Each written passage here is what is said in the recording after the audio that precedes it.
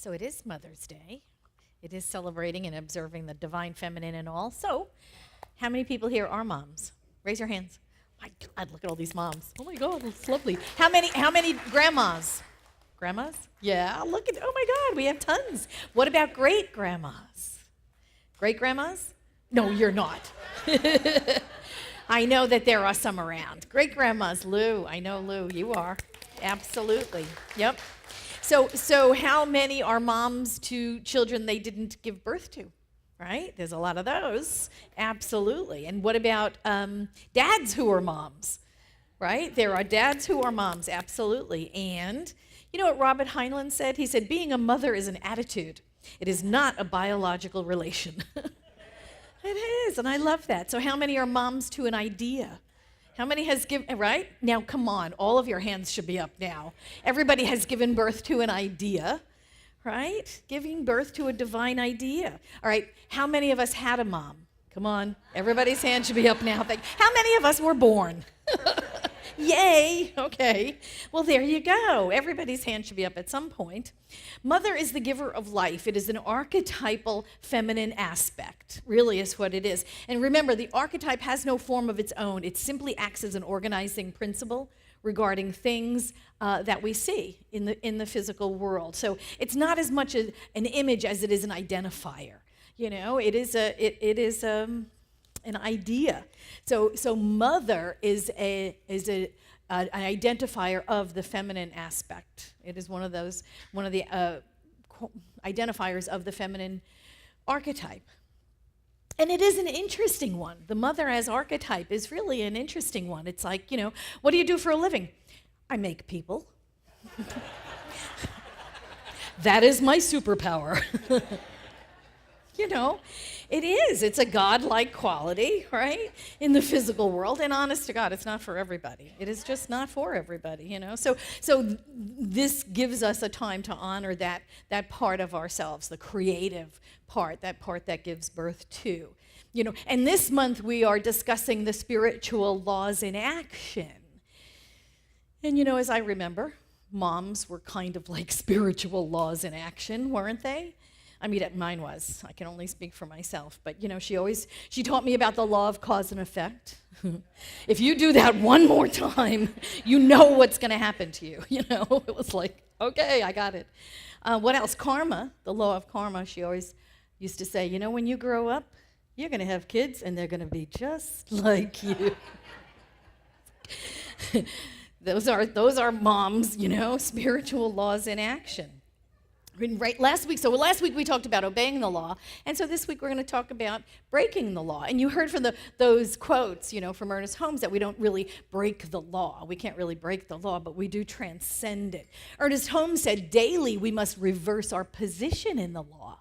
That's what he said. And that is, regardless of what the trending human race thought is in the day or the year or whatever, regardless of what that trending human race thought is, we must reverse our position in that. We must stand in the truth always. Because what we know is that human race consciousness is not always truth. It's kind of the facts. It's what's going on in the moment. It's what's going on in government. It's what's going on in our personal lives or our professional lives in the moment. But it may not be absolute truth. So Ernest Holmes always talked about reverse our position in the law. If human thinking is trending with fear, right, or lack or limitation, we have to reverse that position. We need to stand in love, and we need to stand in abundance, and we need to stand in freedom, and we need to know the truth in the face of all of these facts that may be flowing into our surrounding area. Knowing the truth, saying our affirmative prayers, doing our affirmations, doing our meditation in the morning, and then Ernest Holmes says, and then going about your day kind of breaking the law by telling your same old, tired, worn-out story of how it's happening to you, how they're doing it to you, how all this stuff is going on. You know, that's kind of breaking the law. You know what I mean? You cannot stand in the truth in 5 minutes in the morning and then go about the whole rest of the day denying the truth and expect any of that good to manifest in our lives. We can't. You know, that idea of Paul, what is it you say? What the three things that begin to stink after a couple of days? Fish, uninvited house guests, and your story. It just stinks. So what we need to do is we need to get a new story, We need to have a new narrative. But we have a tendency to do that, don't we? We pray in the morning, we get ourselves all prayed up, we meditate, we sit with our meditative coffee cup. I've got one. Have you got one? Meditative coffee cup. And we do our prayer work, and we do our affirmations, and we do our meditations, and we are like right there. We know our oneness, we love everybody, we go out, we hit the freeway, and then, right? All of a sudden, things change. We can wind up getting caught up in the narrative, caught up in the lack, in the limitation, in the competition, in the, things that go on in the world, and we forget our truth. So Ernest Holmes said that, we can't just do that in the morning and then go the rest of our day forgetting it. We have to pray in the morning, then we have to go to work, and then we have to continue to stand in the truth of who we are.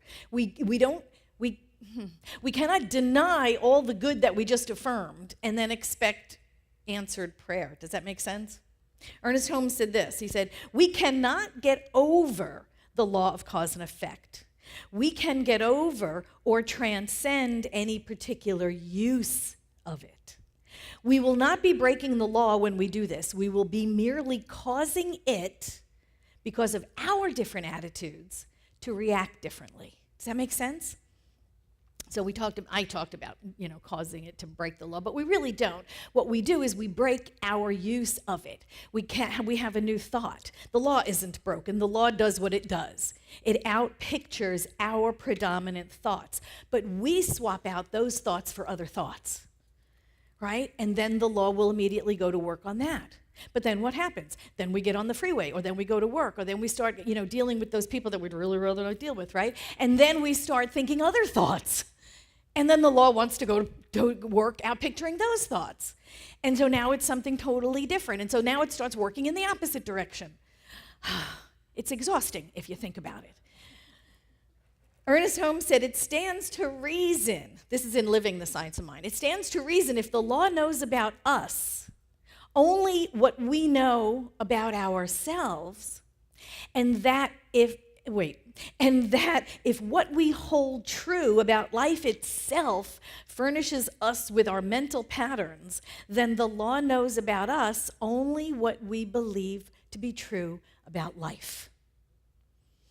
So if we believe we're in alignment with all of those qualities of God, and we know that that is the truth of us, and we walk around in that, we have reversed our position in the law, we walk around like that all day long, we know that the law begins to outpicture as that in our lives. And then as soon as we shift and forget, get caught up in the trivial details of life, get caught up in the facts about what's going on, and then start affirming our limitations, then the law goes to work on that as well. Does that make sense? It's exactly what happens. So this is why it is so important for us to hold firm in our beliefs. We must be consistent in our thinking, in our affirmations, in our prayers, and even in our idle thoughts, right? Idle thoughts, those thoughts that just float through while you're thinking you're not thinking? You're thinking. Even, I think the Course in Miracles had said, right? There's no such thing as idle thoughts. And, thoughts are things, thoughts that build your whole entire life. They can't be called idle. We believe that thoughts are things. That's what Ernest Holmes said. And we dwell in them all the time. Isn't your mind always narrating, right? It's always narrating your life. So we dwell in those thoughts with regularity, and those thoughts will return over and over. Those are the ones that are most likely going to manifest, right? So, what are you thinking on a regular basis, If you're dwelling in the lack or the limitation or what you read in the newspaper that morning, please don't read the newspaper. Don't read the newspaper in the morning, and don't watch the news right before you go to bed. That's the stuff of nightmares, You don't want to do that. You want to pray, morning, evening, pray. Bookend your day with those positive feelings and intentions, those positive thoughts. Those are the ones that are most likely to outpicture. And when we do that, when we adopt that new thought and stick with it, right? So it becomes a predominant thought, then those are the ones that begin to outpicture. We kind of break the law, but really what we're doing is we're breaking the same old mold, right? We are breaking that old thought pattern, that old picture that's in our minds, and then we wind up getting new pictures and then new manifestations. We break the mold that the law fills so that we can be provided with a new mold of acceptance, so that the law then can fill that, resulting in new manifestations, different things.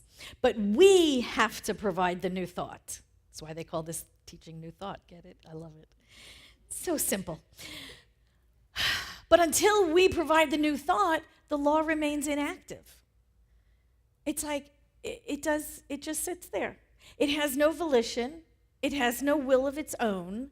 Nothing new comes into being until we decide it's possible, until we have chosen, until we set our intention. And this is how we stretch and grow. Because we can't experience anything new until it comes into our mind that we can experience something new. And then we have to set that intention, and we have to know it and love it and embrace it and feel it before the law can then go to work demonstrating it. This is how we stretch and grow. This is how things get invented. This is how we attempt to do things we've never done before, right? We set our intention to experience something we've never done before. We have a new thought, and that new thought breaks the existing law, if you will, and we get to experience something bigger or better or brighter or grander. Does that make sense? Right? But it has to start in mind. Everything begins with the thought. Again, going back to Ernest Holmes and Living, he said, again, we must remember the law knows neither big or little. It only knows to do. Because the word sets the law in motion, and because we speak the word, we know we can use the law.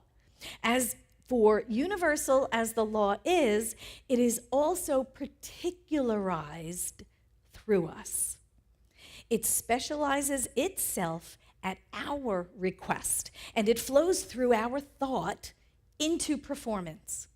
In making practical use of this, we must realize our word is law.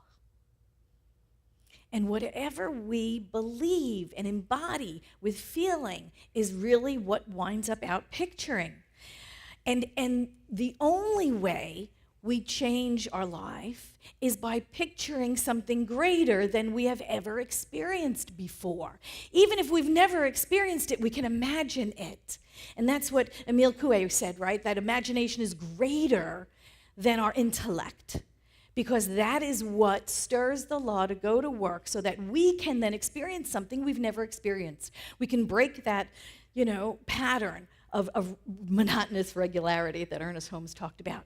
And we can manifest something we've never had before just by thinking it, knowing it, believing it, feeling it. So since it's Mother's Day, I thought it would be really, really good to take a look at some of those lawbreakers. I just finished rereading this book I bought several years ago. It's called 4,000 Years of Uppity Women.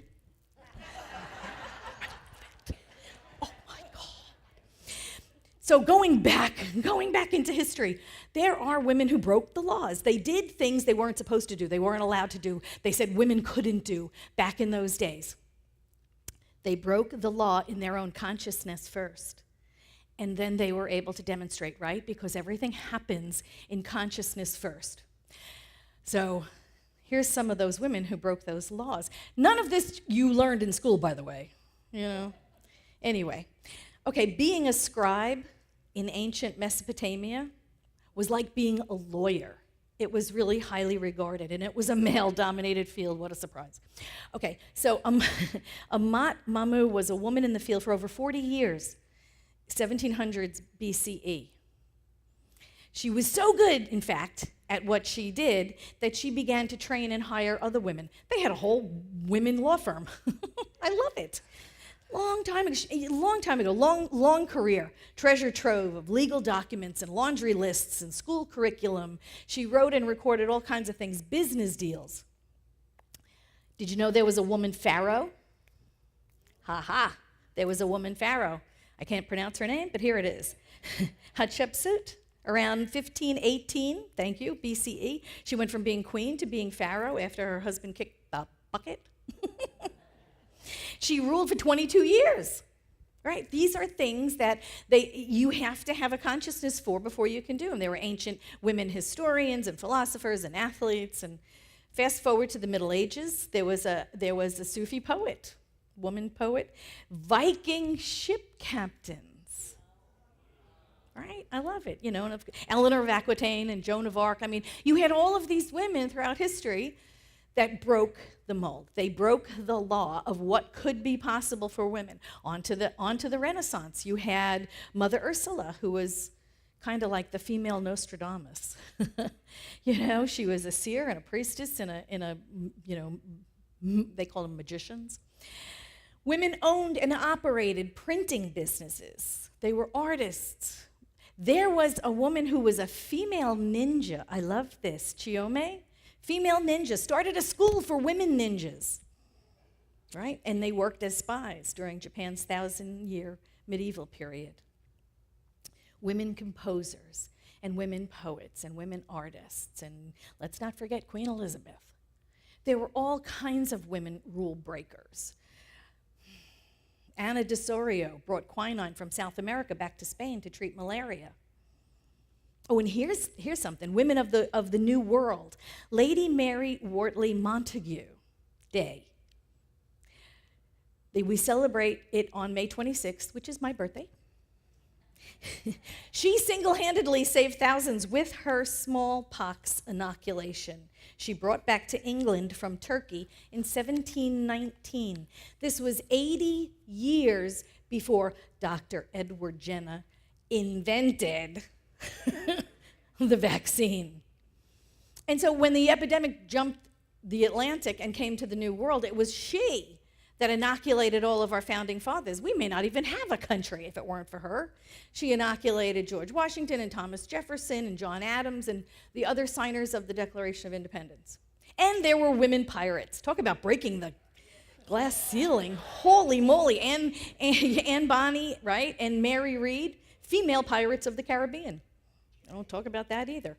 Revolutionary War women called Molly Pitchers, right? They not only brought, in the stories in the history books, they brought water to the men in the field. They did surgery. They kept the cannons, firing. They did all kinds of stuff.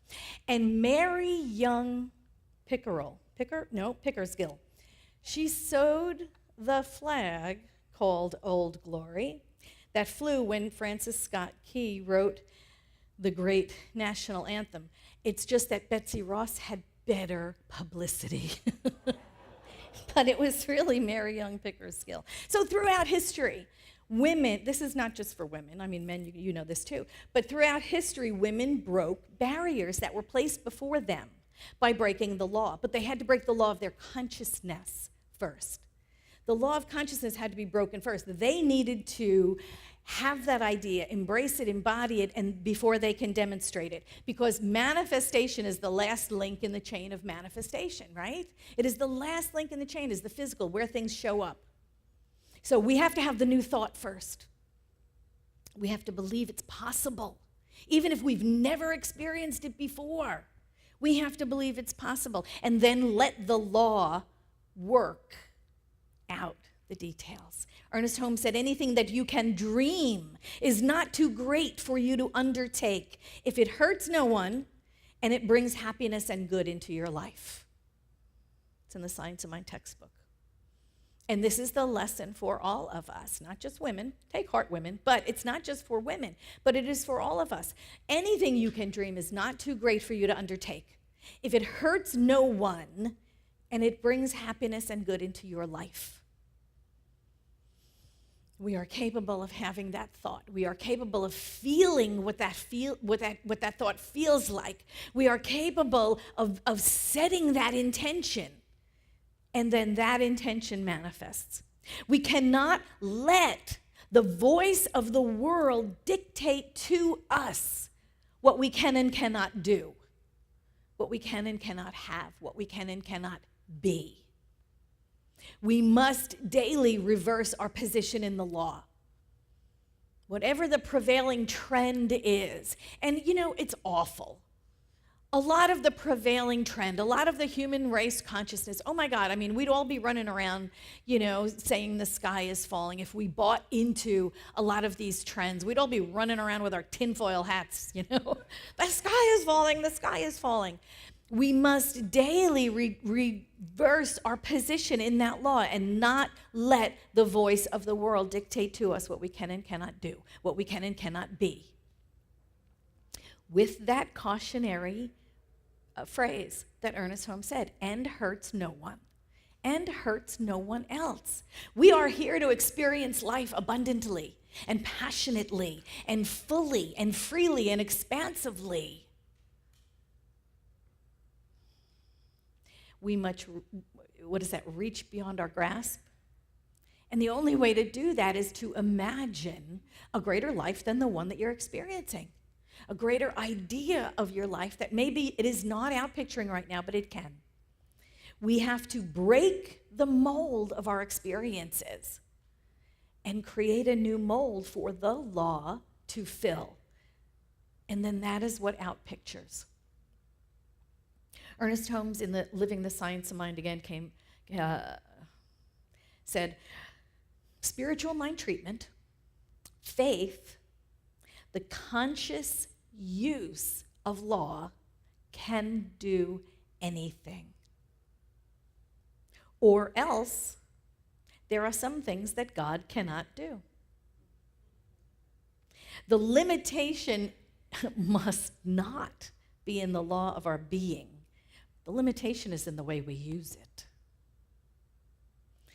So it is our task then to break the mold of our experience, to break that same old.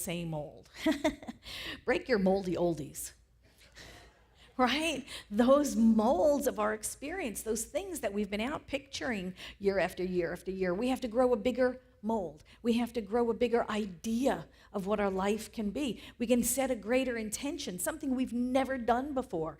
We can do that. But it has to start in mind. It has to start in our intention. Bigger, better, greater, deeper, more expressive, more expansive. Make your next thought a new thought, and it'll change your life. You'll be breaking the law, not really, you'll be breaking the mold of the acceptance from years and years and years. It might be that it's an old mold.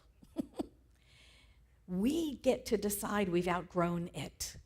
We get to decide to hold on to that new thought, to have that new thought, to place that into the law. And the law goes to work without question, out picturing what we put into it. So that is your task this week. Make your next thought a new thought. Thank you.